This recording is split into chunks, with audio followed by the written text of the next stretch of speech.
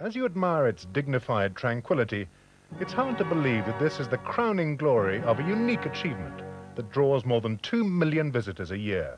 They come, quite simply, for the day out of a lifetime. Because this isn't merely a stately home, this is Alton Towers, Britain's great entertainment success story. There are charming rides the whole family can enjoy, like Around the World in 80 Days, a colourful gondola trip round an enchanted lagoon with a different serenade for every ingenious setting. Nearby, Do You Fancy a Cuppa takes on a whole new meaning. The delightfully designed teapot ride will leave you stirred but not shaken. And here the fountains really do play, their jets arching like frisky caterpillars. Even the great American leisure parks could never compete with this. They started 150 years too late. Alton Towers is special because it cares. It's beautiful, wholesome, safe, and above all, hugely enjoyable. Alton Towers.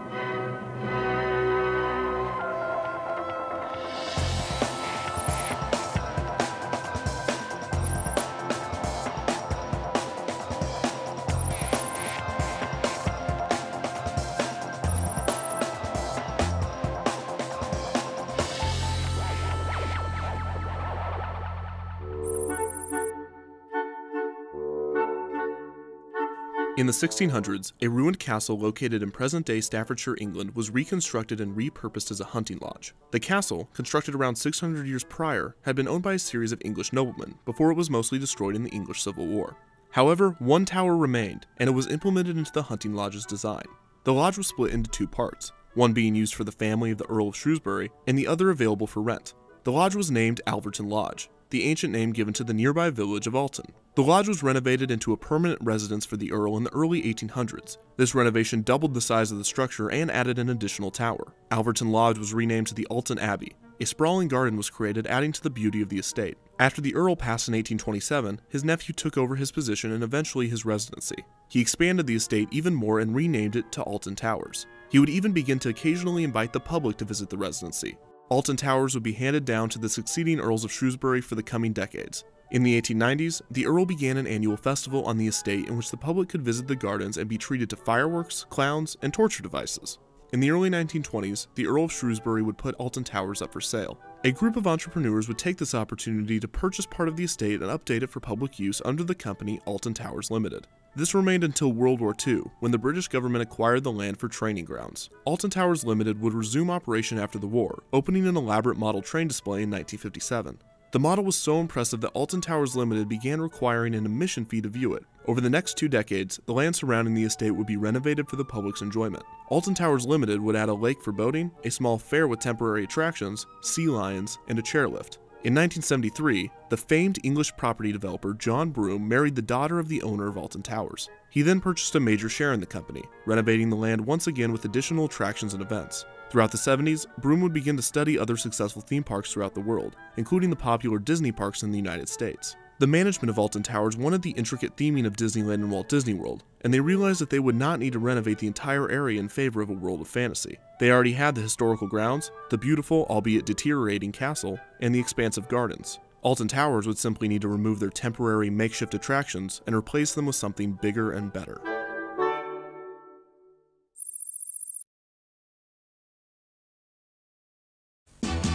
In Alton Towers you will find you can leave your cares behind.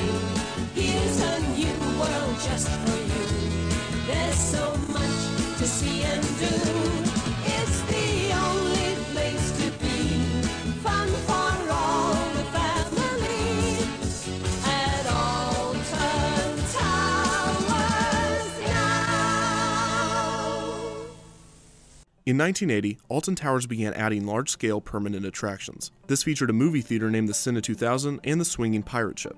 Alton Towers also constructed their first roller coaster, the Corkscrew, a classic by popular manufacturer Aerodynamics. This was the first double-looping coaster in the UK, and while a good start for Alton Towers, it was clear that the park was still finding its footing. While Broome was striving to match the theming of parks such as Disneyland, the roller coaster lacked any whatsoever. It was incredibly similar to Busch Garden Tampa Bay's first coaster, Python. Both were developed by Aerodynamic, both featured their signature corkscrew loop, both lasted about a minute and a half, both were yellow, and Python and Corkscrew both reached the short height of around 70 feet. In short, Python was no record breaker, and its lack of theming was problematic for a park wishing to capture Disney magic. However, it was massively successful in drawing audiences into Alton Towers. The new attractions were met with such a positive response both verbally and monetarily that Alton Towers immediately expanded and its theming improved. The very next year, the park would open its first themed area, named after the noble family that presided over the castle during its stages of rapid development. That same year, a theater was added along with a log flume ride. The flume, then named the Whitewater Flume, was the world's longest and was 15 feet taller than the Corkscrew coaster at a height of nearly 90 feet. In 1983, the second themed land, Fantasy World, opened. This began a more consistent sectioning of the park's attractions. The Corkscrew coaster, along with other temporary carnival attractions, were sectioned to the Festival Park area, while the pirate ship and the Sin in 2000 were on the other side of the park in Fantasy World. Alton Towers was booming, with new temporary guest experiences being added to entertain the large crowds. In the midst of this wild success, the park was planning a new thrilling experience for its guests.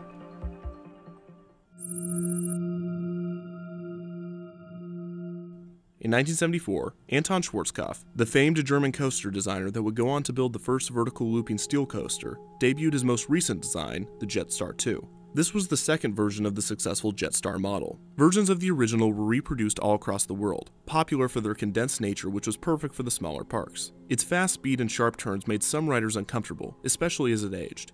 Jetstar is not to be confused with Starjet, the coaster that famously fell into the Atlantic Ocean due to Hurricane Sandy in 2012. Starjet was at Casino Pier in Seaside Heights, New Jersey, where it actually replaced an original Jetstar model in the early 2000s. At the 1974 World's Fair in Spokane, Washington, Schwarzkopf would introduce Jetstar 2 to the public. This model was similar in style to the Jetstar 1, with a few key differences. First, the new ride implemented an electric spiral lift hill instead of the original's chain lift. This was powered by an electric track and small motors beneath the ride's car. The lift is weak, which is why a gradual spiral incline is necessary. An electric spiral lift not only made Jetstar 2's experience more enjoyable, but it also condensed the lift, allowing for more track. Another difference was that Jetstar 2 was 200 feet longer than Jetstar 1, which might be attributed to the longer length of the lift hill.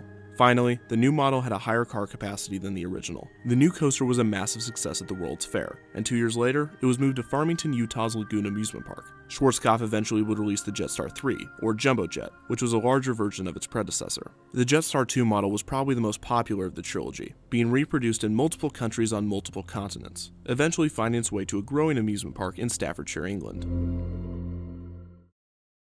Strictly for none but the brave in Fantasy World, there's the new black hole, which makes the old one look distinctly tame. This pitch-dark space ride plunges you round impossibly tight bends and down seemingly sheer drops. In 1984, Alton Towers opened its second roller coaster, the Black Hole. The Black Hole was a Jetstar 2 housed in 2 large tents, complete with special effects and theming. Over 250,000 metric tons of soil had to be excavated in order to place the ride in the hilly area. The coaster was an obvious attempt to copy Space Mountain at Walt Disney World and Disneyland, a fact that they did not try to hide. Of course, the theming was not nearly as complete as Space Mountain's, which is understandable, considering that it was made on a budget of 1/10 of Space Mountain's, with Alton Towers coaster costing around $2.4 million, while Space Mountain's cost around $20 million nearly 10 years prior. The black hole's effects comprised of a few rocks that were barely ever visible and minimal laser and star projections. It also didn't attempt to tell any kind of story like other Space Mountain ripoffs did. Guests did not know what to expect out of the enclosed coaster, and the theming revealed nothing during the boarding process or during the spiral ascent into darkness. While riding roller coasters, guests subconsciously brace themselves as they see an upcoming twist or turn. This results in a smoother ride experience, as both the guest and the coaster are working to navigate changes in direction together. This symbiotic relationship becomes clear when guests ride a coaster that goes in reverse, such as the classic boomerang style. The first trip in which guests are traveling forward is not nearly as jarring as the second reverse run, as guests are not able to brace themselves for what is coming behind them. Most indoor coasters are steel coasters that are already fluid. Space Mountain, built long before riding a steel coaster could feel as smooth as butter, compensates for the impairment created by darkness by having a very limited top speed of 28 miles per hour, and even the Disney Classic has become increasingly rough with age. The black hole did not account for the fact that guests would not be able to see when and where a turn would come, and due to the Jetstar 2's compactness, nearly all of its turns are mind-numbingly sharp. So in 1984, when guests first plunged into the darkness of the black hole, falling 27 feet at a speed of 32 miles per hour, they were not prepared for the intense whiplash they would receive at the bottom. This immediately gave the ride a reputation of terror, making it quite popular among the local youth. One recalls, "I don't think any coaster after the black hole created the same sense of buzz around the schoolyard. You were nobody until you rode the black hole and proudly showed off your on-ride photo at school. In 1984, it was the nemesis and Oblivion of its day. But back then, steel coasters were still new, so it had a far greater impact on visitors than the later grand rides. And the fact that it was all hidden in the dark only added to its sense of menace. As mentioned, the ride also featured an on-ride photo that would be purchased upon exit.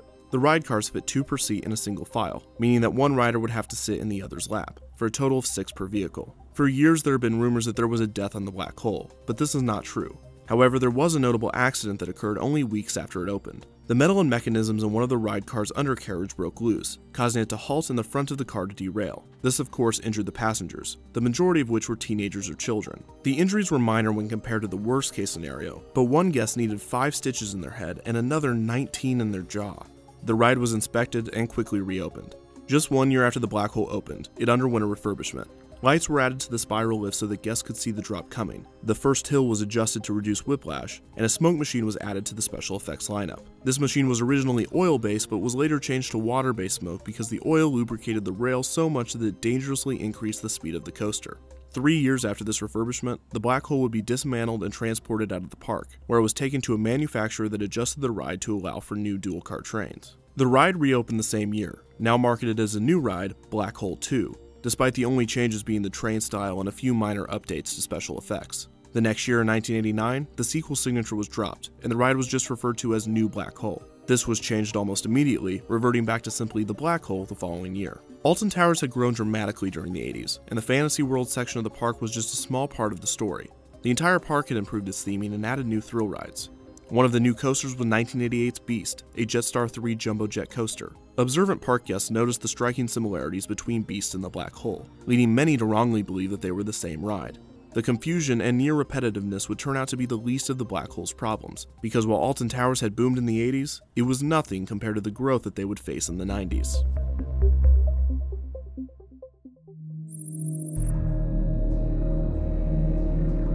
While Alton Towers had originally been comprised of simpler, mundane coasters, that would all change in the mid to late 90s. In 1992, roller coaster manufacturer B&M changed the landscape with their new inverted coaster. Alton Towers would be one of the first parks to receive this style in 1994 with the well-themed Nemesis. This was B&M's first European ride, and it solidified Alton Towers as the capital of thrills in the region. 4 years later, B&M would return to the park to test out a new coaster unlike anything ever created.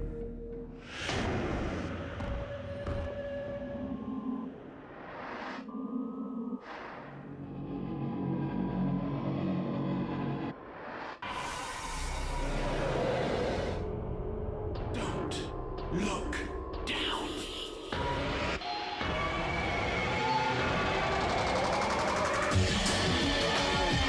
Oblivion, the world's first vertical drop roller coaster at Alton Towers. In 1998, the world's first dive coaster, Oblivion, opened at Alton Towers. Diving vertically into a large hole in the ground, Oblivion thrilled audiences with its unique design. The attraction itself was remarkably short, with a ride time of just over a minute long, but it more than satisfied guests. The attraction was placed in the Fantasy World section of the park, causing the entire area to undergo a massive retheming. It was changed to X Sector, an experimenting facility that used guests as subjects. The festival-themed Fantasy World rides were removed, leaving only one when the new land opened in 1998, the Black Hole. In preparation for Oblivion's opening, the Black Hole was redressed. Its green and yellow tents were replaced with dark blue ones. The interior queue was updated with a steampunk bronze look, possibly attempting to copy Disney's newest Space Mountain, which had opened in Paris 3 years earlier. The Black Hole would continue operation for the next few years. However, in 2004, 20 years after it opened, Alton Towers announced that the attraction would be closing. The ride had become severely outdated throughout the years, and as it aged, it had become more expensive to maintain. White chalk marked the railings in order to reveal any fractures in the track if they were to occur. It was deemed that the attraction was not worth the time and money of maintenance, and on March 5, 2005, the attraction shut its doors. The final riders were allowed to ride the attraction with the lights on, as well as tour the ride. The large blue tent sat abandoned for years. In 2007, the track was removed from the park, but the tents remained. After 4 years residing empty in the X Sector, the Black Hole Show building was used for 2 separate seasonal haunted house attractions. Just months after this, in early 2012, Alton Towers announced that a new roller coaster would use the land currently occupied by the remains of Black Hole. The new coaster was named the Smiler, and it holds the record for the most inversions of any coaster in the world, with a total of 14. The ride opened on May 31, 2013, and it is still operating today. The coaster's backstory fits in with the X Sector experiments in that the guests are subjected to trials designed to make them smile, and somehow its marketing campaign was even more terrifying than Oblivion's. Don't look down, Miles. Don't look down. Let go of the pain. Focus on the joy. Your mind, your body sliding into submission. There is no fight left in you. The new ride has had multiple incidents, including a recent collision that led to 2 guests having to partially amputate one of their legs. The Smiler tops its predecessor in almost every measurable category: theming, story, and design. But for many fans, nothing will compare to the original attraction that occupied its space. Maybe it was the slow spiral ascent, maybe it was the thrilling plunge into darkness, or maybe it was the whiplash and ensuing neck pain. Whatever it was fun, special, and memorable. It was the Black Hole.